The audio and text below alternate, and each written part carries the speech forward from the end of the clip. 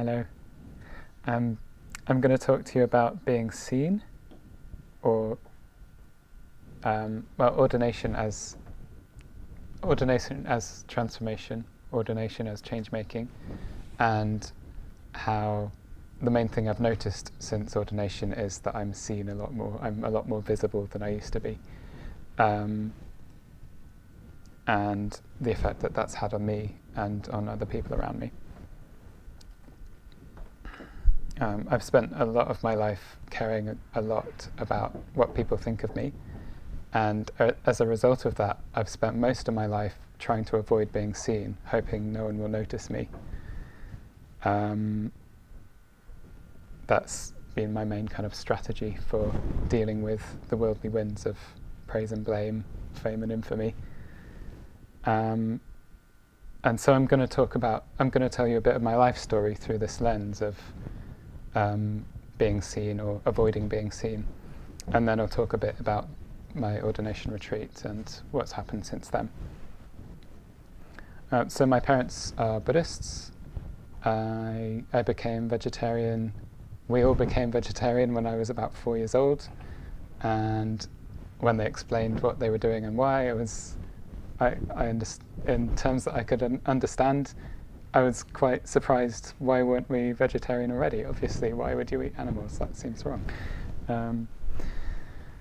But they gave me the choice to do what I want, to cook what I wanted. They didn't push their Buddhist ethics on me. They gave me choice. But I fairly early on, I realised that being vegetarian made people uncomfortable who weren't vegetarian. And yeah, I chose to continue being vegetarian. It seemed like the right thing to do. Although my parents offered for me to do my own thing, to cook for myself, when I got older, when that was appropriate, I decided, well, there wasn't really even a question about it for me. I just continued. But yeah, I noticed this made people uncomfortable, and I never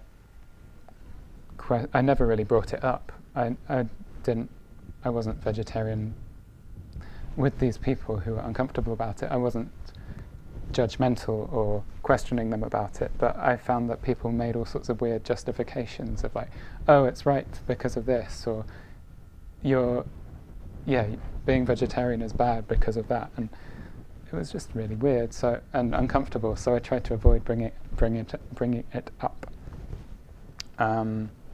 And adding to this, during my teens and when I was at school, I found it quite awkward having people over, because my parents were Buddhists and we had Buddha statues all over the place, and my parents had funny names. They were both ordained when I was about 15 or something like that.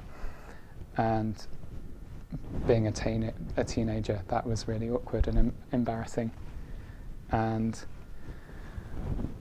so all of this kind of accumulated, this sense of wanting to avoid being different and weird and stuff like that.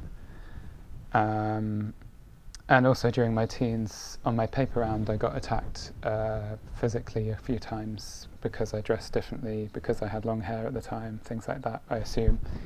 And just all of this kind of added up to this sense of being different causes problems, being noticed causes problems. So best to try and be invisible or something like that. It wasn't conscious, but that was the kind of the effect that it had on me. Moving forwards a bit, I became a Mitra in my early 20s after moving to Oxford, and I was a bit embarrassed about admitting I was a Buddhist with many of my friends who weren't in the Sangha. I was practicing wholeheartedly. I was going to Sangha night regularly, but I was keeping it to myself. I was keeping quiet about it because I was a bit shy about it. It was important to me, but I didn't bring it up if I could possibly help it with people who weren't Buddhists. But yeah, during my Mitra ceremony, I invited my housemates from uni to come along, who I was living with at the time. And I got a sense that they well, it was good for them to see where I went every Tuesday night. And I think they found it moving to some extent, but I don't think they... Well, I've no idea what they made of all the ritual and everything. But part of that was, well, as we say, Mitra ceremonies are about coming out publicly as a Buddhist, kind of admitting publicly, celebrating publicly, asserting publicly that I am a Buddhist, at least as for the time being. That's how we put it nowadays.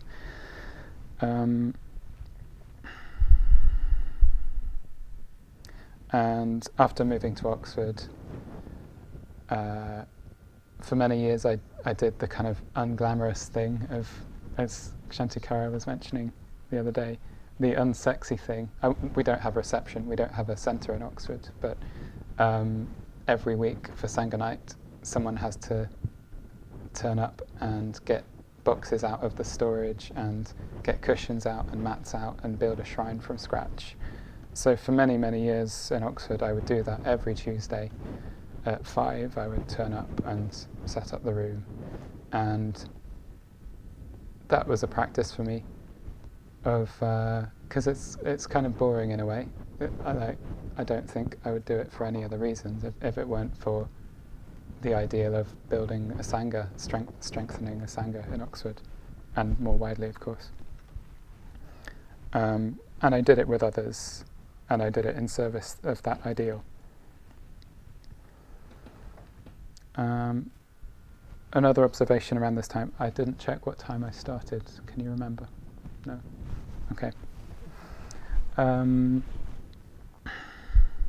Another observation from meeting people in Oxford was young people seem to pass through really quickly, like they'd be there for a few months for a placement or maybe a year for a course or something, and then I wouldn't see them again.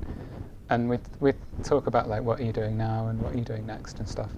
And I got the sense that I was a bit odd in that I'd been there for 5 years, and as far as I could tell, I would be staying in Oxford for another 5 or maybe 10, I don't know, until maybe until we have a Buddhist centre, or until the Sangha is established enough, or until another Sangha needs me more in some way, I don't know. But I just got the sense that I was a bit odd in that I was staying put, and many other people my age were just kind of changing careers, changing courses, changing towns really regularly.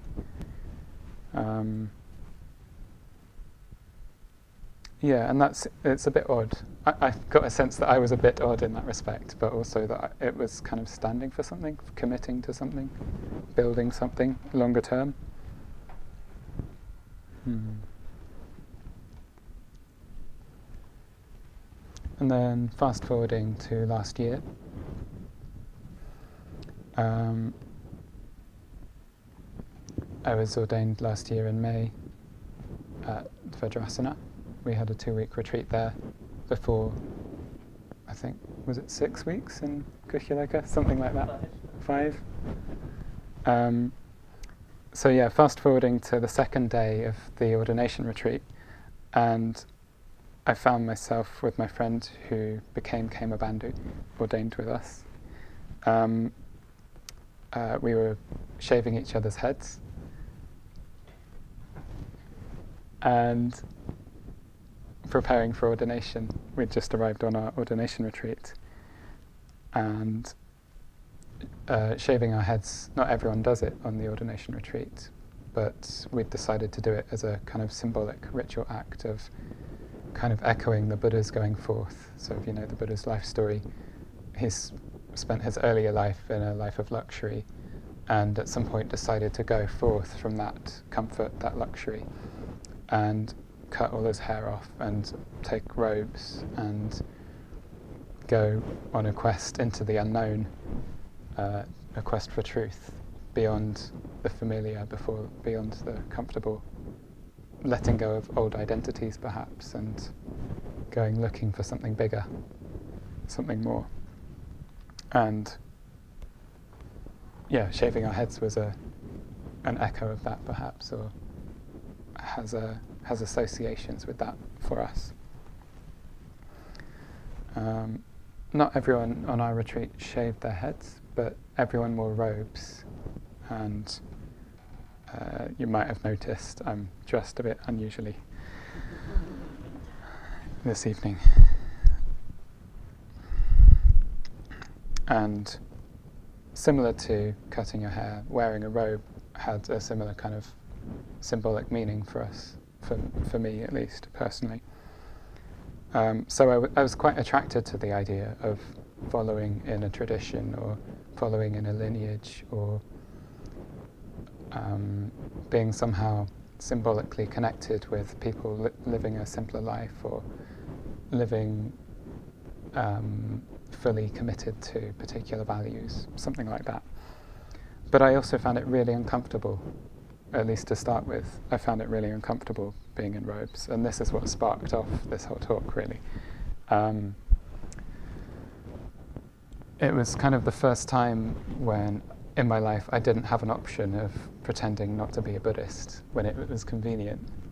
Until that point, I could change the subject or skirt around the subject or keep quiet if something came up where I had an opinion about something, or if something was against my values or against principles. I just I just wouldn't stand up for that. I would just skirt around it, as I said. But wearing a robe, you can't pretend not to be committed to something. You can't pretend that you can't be invisible when you're wearing a robe, basically. I can't pretend that I'm not committed to values. And it's a bit like the Mitra ceremony, I thought, but where you're coming out publicly as a Buddhist, but ramped up a level. That's how I experienced it. And yeah, it made me squirm a bit, maybe not physically, but bits of me were like, oh, I don't know about this, I don't like this, being seen and being obvious and all of that.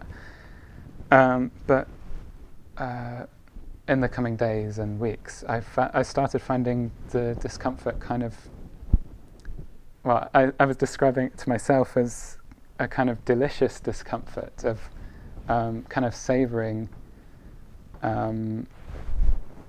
how to put it?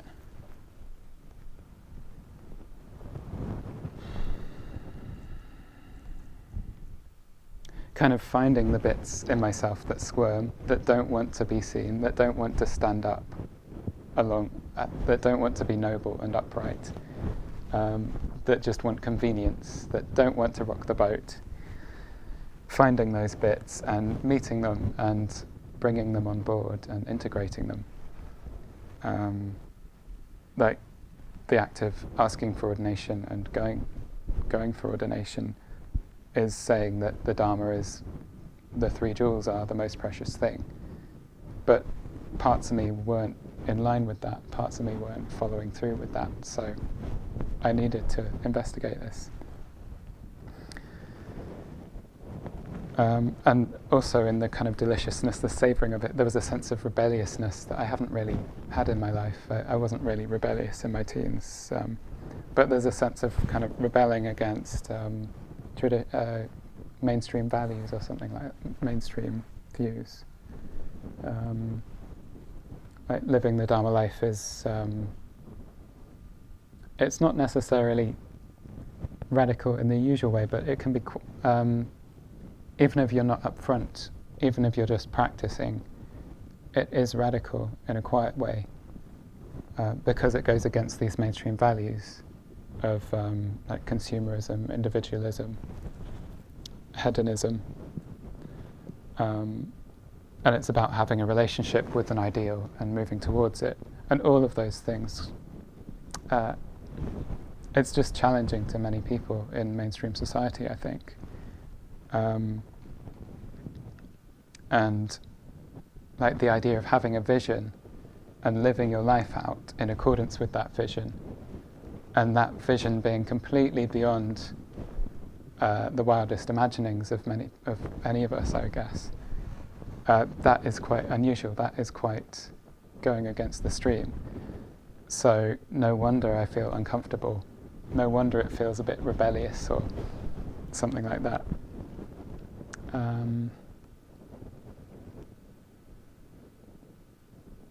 So part of the savouring of this discomfort, what at first was discomfort, I learnt to savour as just kind of enjoying the rebelliousness of it, or enjoying learning to gather myself around what I care most about, what is most important to me, where previously bits could be on board and other bits could be not invested.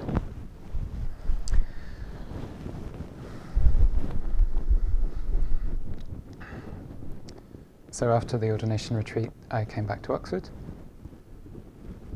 Well, I spent a brief time at Adhisthana and then went back to Oxford. And we had a welcome back evening. We had a Sangha night where I gave a talk, also wearing the robe to kind of mark the coming back thing. I spoke a bit about my time away, my journey leading up to ordination. And since then, I'm still getting the cushions out. I'm still doing the unglamorous bits, the unsexy bits. But I'm also leading a bit more. But that's not comfortable. It's still it's still a very live area for me. I'm still exploring this very much. It's very fresh and alive for me right now.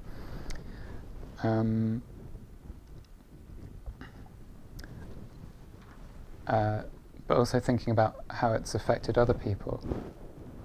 I'm definitely not the only condition for this, but in the last year, 3 people have asked for ordination in Oxford. And perhaps it was seeing me go away and come back again, like people might have an abstract idea of what maybe ordination is a thing, but seeing someone you know go and do it and come back and seeing changes come about can really kind of spark something off for people, make it more real, make it more possible for them as individuals.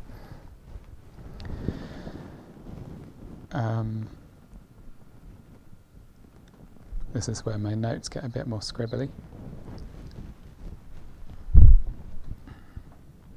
So yeah, I am up front leading a bit more. I'm doing Sangha nights a bit more.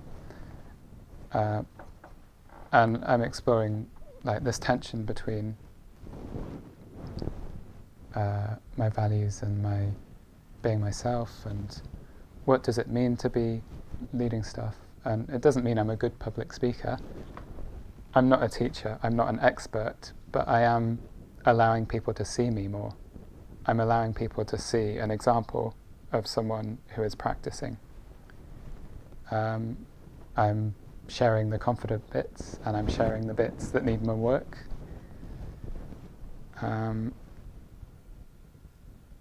And I'm showing people that it's possible to live a life with different values, and inviting people into that culture. I'm changing people's lives in a quiet way through befriending people, inviting people in, showing people how I live. And now I have a weird name like my parents, and I feel a bit awkward a lot of the time whenever I'm introducing myself. But I have to that's really good for me actually, that awkwardness, that discomfort is good for me. It forces me to look at, well, why is this a problem? And I'm learning to trust a bit more that metta between myself and others. I'm learning to kind of trust the strength of that metta, that can overcome the differences or any slight awkwardness. I'm challenging that assumption that any difference will cause pain or animosity between myself and others. So that's helping with confronting that there are differences, and that's okay. And then expanding this out to be involving changing self and world. I've talked a lot about how my inner world has changed. I had a lot of experience during lockdown of being in my flat on my own, of practice being, it was quite effective in a way, but it was very isolated from Sangha. It was very isolated, full stop. And it was really inspired to start with, but gradually it kind of fizzled out or something. It was just kind of lacking a bigger vision or a bigger meaning that comes about when you're with Sangha. It's not just about me working on my mind, it's about being in community, it's about sharing friendship, spreading the Dharma, bringing about change in the wider world. And transforming myself thoroughly isn't possible without relationship to others. Like Patrick said earlier, there are bits of me that I'm just not aware of. I just don't encounter them unless I'm in relation to people, unless they're being seen by other people. So complete transformation on that side isn't possible without others. But then also, in terms of meeting other people, meeting up with people is great, but then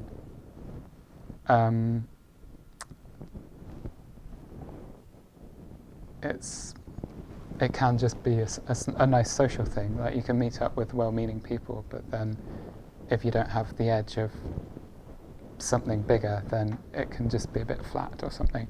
And similarly, if you're trying to change the world, but it doesn't have a you might be actively trying to change the world with I don't know, working for the environment or something like that. It still doesn't address greed, hatred and delusion. It can still be it might be beneficial on some levels, but it's still kind of lacking a bigger it lacks the edge that comes with having a vision for human life that involves transformation, that involves complete and perfect awakening.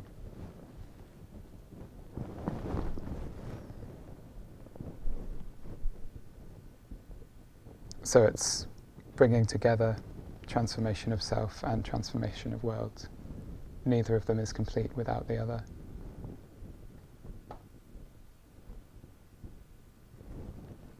That's all I have to say.